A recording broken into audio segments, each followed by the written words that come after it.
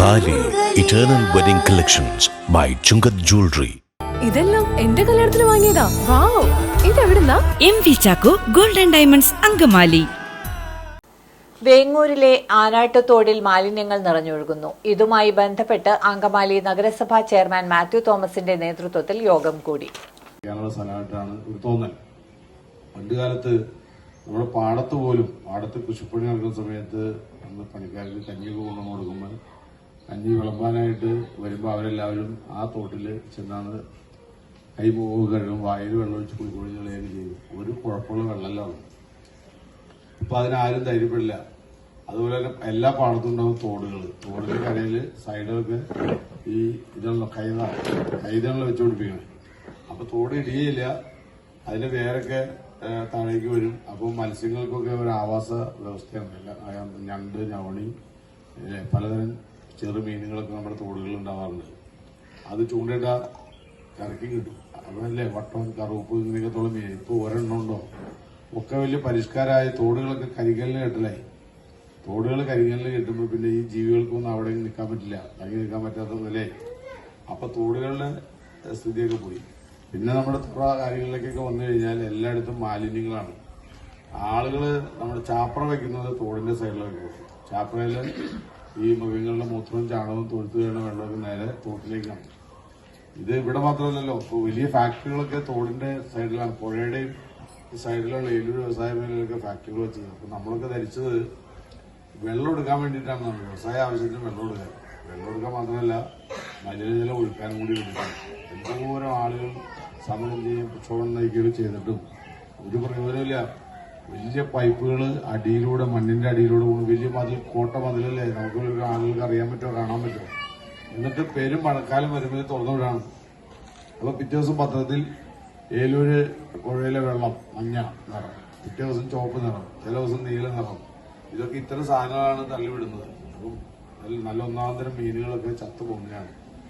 പ്രകൃതിയെ ഇതൊക്കെ ഭയങ്കരമായി ബാധിച്ചിരിക്കുകയാണ്. ഇനിയെങ്കിലും നമ്മൾ ഒന്ന് ഉണർന്ന് പ്രവർത്തിച്ചില്ലെങ്കിൽ നിലനിൽപ്പില്ലാത്ത അവസ്ഥയിലേക്ക് വരും. പണിയെടുത്ത് കാശുണ്ടാക്കി കിട്ടുന്ന കാശുകൊണ്ട് ആശുപത്രി കൊടുക്കും. ആ നിലയിലേക്ക് കാര്യങ്ങൾ പോവുകയാണ്. അപ്പൊ അതിൽ നിന്നൊരു മാറ്റം ഉണ്ടാവണമെങ്കിൽ നമ്മളാലാവുന്നത് നമ്മൾ ചെയ്യാം. രാജ്യത്തെ മുഴുവൻ കാര്യം നമ്മളെ കൊണ്ട് പറ്റില്ല. അവർക്ക് ഗവൺമെന്റും ആളുകളൊക്കെ നോക്കുന്നുണ്ട്. അവർക്കൊക്കെ ഇത് പറഞ്ഞു തരാനല്ലേ പറ്റുള്ളൂ. ചെയ്യേണ്ടത് നമ്മൾ തന്നെയാണ്. അപ്പൊ അത് ചെയ്യാനുള്ള ഒരു ശ്രമം നമ്മളെല്ലാവരും ഭാഗത്തുനിന്നുണ്ടാവണം. ഇപ്പൊ നേരത്തെ ഇവിടെ സൂചിപ്പിച്ചു, നഗരസഭയിൽ ഞങ്ങൾക്ക് ആവുന്ന പോലെയൊക്കെ നോക്കണ്ട്. ഇപ്പൊ ചമ്പന്നൂർ വ്യവസായ മേഖല ഉണ്ടാക്കി, അവിടെ നിന്ന് ഇപ്പൊ മാലിന്യം വരവായി. ഈ മാലിന്യം ഈ സ്ഥാപന ഉടമകളെല്ലാവരും കൂടി നല്ല തോടൊക്കെ ഉണ്ടാക്കി കെട്ടി കൊണ്ടുവന്ന് പാടത്തേക്കാണ് ഒഴുകുന്നത്. പാടത്ത് ചെന്നാൽ എന്തായിരിക്കും എന്നതിനെ കുറിച്ച് അന്ന് ചിന്തിക്കണില്ല. പാടത്ത് ഇത് ചെന്ന് കഴിഞ്ഞപ്പോ മൃഗങ്ങൾ ആ വെള്ളം കുടിച്ചാൽ ചത്ത് വീഴും. അതുപോലെ തന്നെ പാടത്ത് കൃഷിപ്പണിക്ക് ഇറങ്ങാൻ നിർത്തിയില്ല. അങ്ങനെ വന്നപ്പോൾ എല്ലാവരും അതിൽ നിന്ന് പിന്മാറി. ഇപ്പോൾ എല്ലാവരും കൂടി ഞങ്ങളൊക്കെ കൂടി വലിയ പരിശ്രമം നടത്തി ആ വ്യവസായ മേഖലയിൽ നിന്ന് അങ്ങോട്ടുള്ള തോടൊക്കെ അടച്ചു. പൊല്യൂഷൻ കൺട്രോൾ പോലെ അതിനൊക്കെ വന്നിരുന്നു.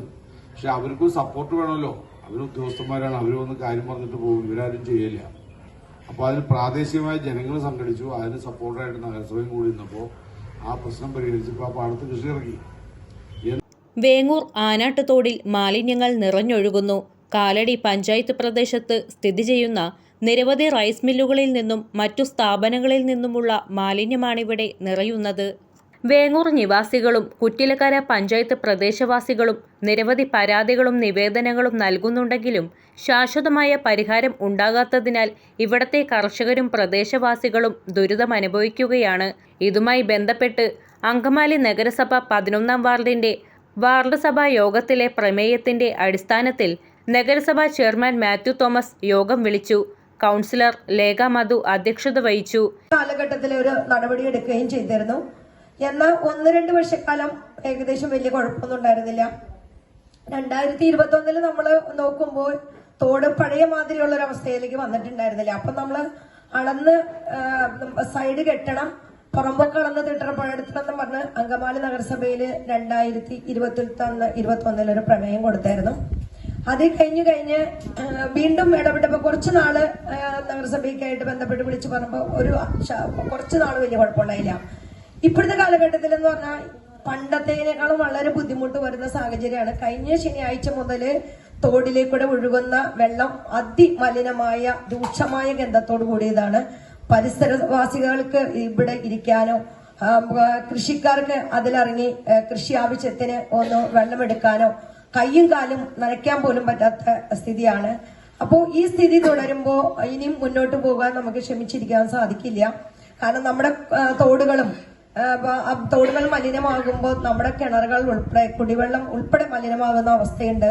LDF parliamentary leader TY Elias, Swapna Nagar residence association president PI Bose, Vengoor east president Nalpattu Narayanan, മുൻ councillor Seleena Devassy, private bus owners president Jibi AP, ward വികസന കൺവീനർ KR ഷാജി, കർഷകരായ ദേവസി കുറ്റിലക്കര, നവീൻ തോമസ് എന്നിവർ സംസാരിച്ചു.